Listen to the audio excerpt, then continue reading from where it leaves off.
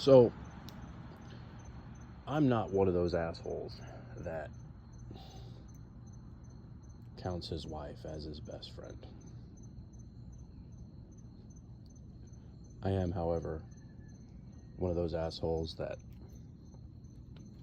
taking count, I might have 4 friends, maybe 5, maybe 6. That's in the whole wide world. I don't throw that word around. Something I had forgotten until, say, just this morning, as I was thinking about it, thinking about what I was going to do about Corey C. Found it a little bit troubling. And then I remembered how I vowed a long time ago. Here I am with the vows. This week's all been a week of friends helping me remember my vows, which is good, right? It's good. So I had Backwoods reminding me how I vowed to only vote for. Then there's the most important one. I have Corey C. helping me remember how I vowed that no matter what a friend did, no matter how I felt, you back your friend's play. You figure it out later, you talk about it later, you back a friend's play. Now, if he hadn't come off like a frothing dog, I might have come around to this quicker. But needless to say, I had 2 to 3 days of, I wouldn't really say torture, but say like confusion for me. Because I don't get the sadness feels. It's more like had a disappointment somehow that I couldn't put my finger on, right?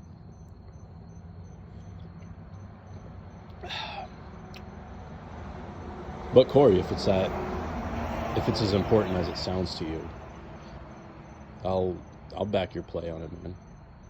I'll even be there for when you think it's necessary to put the AIDS rabid or whatever the hell dogs you said. I'll be right there with you to put down the people you think need to be fucking put down. That's me. You know me, man. So it's ironic that you would lump me in with the woke crowd. Shame of it all is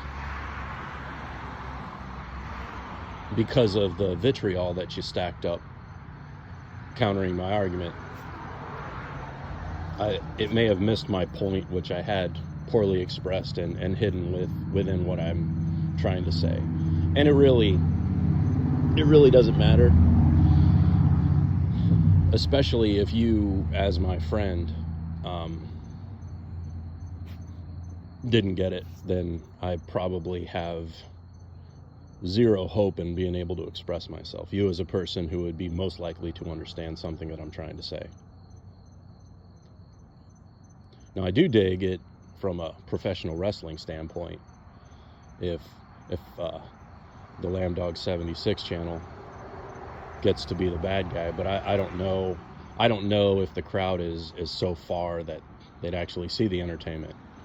I don't know if you caught Snedmeister's video or not, but he talks about how, like in the Brexit example, something cuts so deep that it ends up changing those people permanently somehow. There's like it's not a traumatic stress thing, but it's some sort of a like a hotkey gets programmed into a person's brain. I really don't get it. Well, no. Let me rephrase that. In a world when I look around and 90% of the people are eye-locked on their little handheld computers, their little phones, it makes perfect sense. In a world where a death scroll algorithm is in fact a death scroll, it makes perfect sense.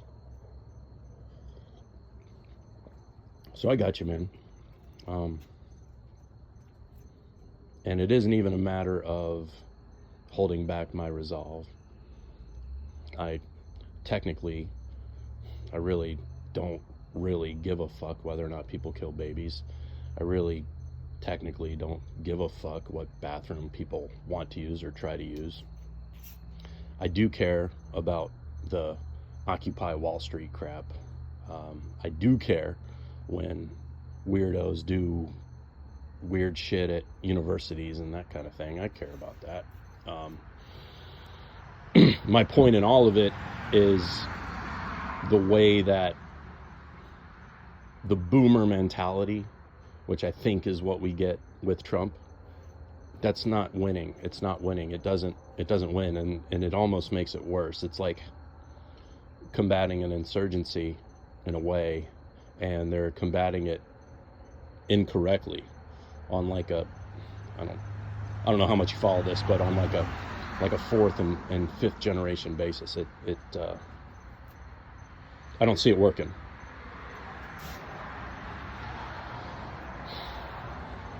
And my other point in all of it was where I was undecided which of the candidates prolong the republic until a better option comes along. You know, the populist unifying candidate. That was all. I mean, it was well hidden in there. So there you have it. Hit me up, man, and hope all's well with you and the fam, by the way.